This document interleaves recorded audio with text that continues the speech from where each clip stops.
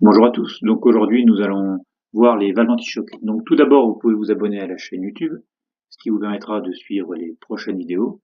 Et vous pouvez retrouver ce cours en version écrite. Vous trouverez le lien sous la vidéo. Donc la schématique que vous avez ici est représentative de la mécanique que vous avez là. À savoir, on retrouve une pompe Cien-Réfix avec un moteur thermique. La pompe repère 2 avec le moteur thermique.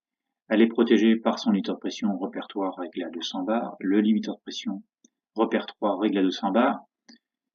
Pour orienter l'huile au vérin, on a un distributeur à commande électrique tout ou rien, centre ouvert de PRT, aussi appelé centre tandem. Le distributeur repère 4 avec les deux bobines électriques. Le tiroir ici, on voit que l'huile en stand-by retourne bien au réservoir de PRT et que A et B sont fermés. Donc A et B sont fermés. Le bloc anti-choc, donc installé entre le distributeur et le vérin, repère 5, donc c'est le bloc anti-choc que vous avez là, et le vérin repère 6, le vérin repère 6. Maintenant, si on fait un zoom sur le bloc anti-choc, ici on a deux valves de pression 5A et 5B réglées à 220 bars. Donc j'attire votre attention, les valves anti-choc sont réglées au-dessus de la valeur du limiteur de pression.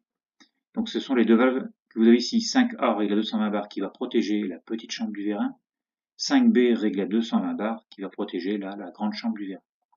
On retrouve également deux clapets de réalimentation 5C et 5D. Donc les clapets ne sont pas dessinés les ressorts parce que les ressorts sont négligeables. Donc les clapets 5C et 5D sont là. Donc c'est des clapets qui vont permettre de réalimenter le récepteur en cas de choc pour éviter que le vérin cavite. Et on va retrouver également sur la conduite retour un clapet repère 7 réglé à 3 bars. Donc là le ressort est dessiné puisque le ressort vaut 3 bars. Donc le clapet repère 7, lui va permettre de pressuriser la conduite retour. Donc en stand-by, la pompe débite 30 litres, toute l'huile retourne au réservoir par le centre du distributeur. Et avant de retourner au réservoir, on est obligé de pousser le clapet à 3 bars, ce qui va pressuriser toutes les conduites retour à 3 bars. Donc toute l'huile retourne au réservoir en passant par le centre du distributeur. Et avant de retourner au réservoir, l'huile est obligée de pousser le clapet de 3 bars. Donc on a 3 bars partout. Même sur M3 et M2, puisque le clapet 5C et 5D, dont le ressort est de très faible raideur, s'ouvre et du coup on a 3 bars partout dans toutes les conduites. Lorsqu'on alimente le distributeur, bobine B, on vient pousser le tiroir et on vient orienter flèche croisée du symbole. Donc toute l'huile issue de la pompe est orientée de P vers B. Le vérin se déplace à la pression de la charge, donc la pression s'établit à 50 bars. L'huile issue de la petite chambre retourne au réservoir en passant du distributeur. Et en retournant au réservoir, elle est toujours obligée de pousser le clapet, donc toutes les conduites retour sont pressurisées à 3 bars. Donc lorsqu'on alimente la bobine B, on décale le tiroir à la droite, toute l'huile issue de la pompe passe de P vers B, le vérin sort. Alors en termes de débit, si la pompe débite 30 litres, ressortira 15 litres minutes au niveau du vérin. Ça, c'est à cause des rapports de section. Rapport de section, je rappelle, c'est la différence entre la grande chambre et la petite chambre. Donc au niveau des volumes, j'ai 2 fois plus de volume ici qu'ici, donc là ça ressort 15 litres minutes. 15 litres minutes qui retournent au réservoir par le centre du distributeur. Et qui pousse le clapet de 3 bars. Donc j'ai 3 bars, si je néglige les pertes de charge, j'ai 3 bars dans les conduites vertes et 50 bars dans les conduites rouges. Lorsque le vérin arrive en butée, la pompe cumule son huile, la pression monte dans le circuit, jusqu'à atteindre 200 bars. La valeur du limiteur de pression et le limiteur de pression s'ouvrent, protégeant ainsi la pompe. Donc lorsque le vérin arrive en butée, la pompe cumule son huile, la pression monte dans le circuit et le limiteur de pression repère 3 s'ouvre à 200 bars, toute l'huile retourne au réservoir par limiteur de pression. Donc, vérin en butée, les valves anti-choc ne servent à rien, puisque elles sont réglées au-dessus de la valeur du limiteur de pression. Lorsqu'on alimente, pour faire rentrer le vérin, la bobine A, on décale le tiroir de l'autre côté, on vient flèche droite du symbole, donc P vers A, B vers T, toute l'huile issue de la pompe est orientée vers la petite chambre, le vérin rentre et le volume d'huile de la grande chambre retourne au réservoir en passant par le distributeur. Donc on alimente la bobine A, on décale le tiroir de l'autre côté, on fait P vers A, on alimente la petite chambre du vérin, le vérin se déplace, le volume d'huile de la grande chambre retourne au réservoir en repassant toujours par le clapet de contre-pression. Donc on pressurise toujours la conduite verte à 3 bars et la conduite rouge à 100 bars. Alors, 100 bars, pourquoi? Puisque c'est toujours à cause des rapports de section. À charge identique, il nous faudra 2 fois plus de pression pour faire rentrer le vérin que pour faire ressortir.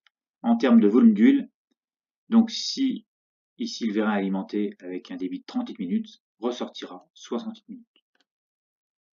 Lorsque le vérin arrive en butée, la pompe cumule son huile, la pression monte et on va ouvrir le limiteur de pression à 200 bars, protégeant ainsi la pompe. Donc lorsque le vérin arrive en butée ici, tout le débit de la pompe se cumule et l'huile retournera au réservoir sous 200 bars. Donc dans cette phase-là, la valve anti-choc ne s'ouvre toujours pas puisqu'elle est toujours réglée au-dessus de la valeur du limiteur de pression. Donc la valve anti-choc ne fonctionnera que lorsque le distributeur est fermé. Lors d'un choc par exemple, ou d'une forte inertie de la charge, on vient fermer brutalement le distributeur.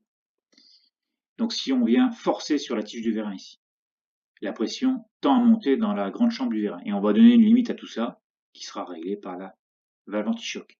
Donc à 220 bars, dès lors qu'on atteint 220 bars, la valve anti-choc peut s'ouvrir, enfin s'ouvre, et l'huile créée par le débit créé par le recul du vérin va retourner au réservoir. Donc il y en a une partie qui va retourner au réservoir ici, mais une partie aussi qui va venir ralimenter le récepteur. Parce que si le vérin recule, ben là il va nous manquer de l'huile. Pour éviter qu'il cavite, on a installé un clapet 5C.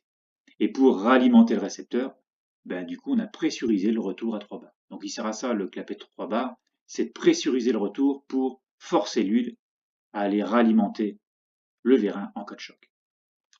Donc ici, sur la mécanique, le distributeur est fermé, la pompe est toujours en route, l'huile retourne au réservoir par le sang du distributeur, donc on pressurise la conduite de retour à 3 bars, on a un choc, le vérin peut reculer, la pression monte alors à la valeur de l'antichoc, 220 bars. Donc si le vérin recule, on a un débit, mettons, de 2 litres minute créé par le recul. Les 2 litres ouvrent et passent par l'antichoc. Il y a 1 litre qui vient réalimenter le vérin et le litre d'huile excédentaire du choc retourne au réservoir en plus du débit de la pompe. Donc on a 31 litres qui retournent au réservoir et 1 litre qui revient réalimenter le vérin côté petite chambre. Maintenant, si on a un choc de l'autre côté, donc le distributeur est toujours fermé, la pression monte dans la petite chambre, la valve anti-choc s'ouvre à 220 bars et il y a une partie de l'huile qui peut toujours retourner au réservoir et une partie qui peut toujours revenir réalimenter le vérin. Par contre, par le jeu des volumes, on s'aperçoit que si le recul nous crée un débit de 2 litres minute sortant de la petite chambre, bah ici il va y en manquer 4. Donc du coup, il y aura une partie d'huile, la pompe est toujours en route à ce moment-là, il y a une partie d'huile de la pompe donc qui, au lieu de retourner au réservoir, va aller réalimenter la grande chambre du vérin. Donc ici en bas, lorsqu'on a un choc, on monte en pression dans la petite chambre du vérin. La valve anti-choc s'ouvre.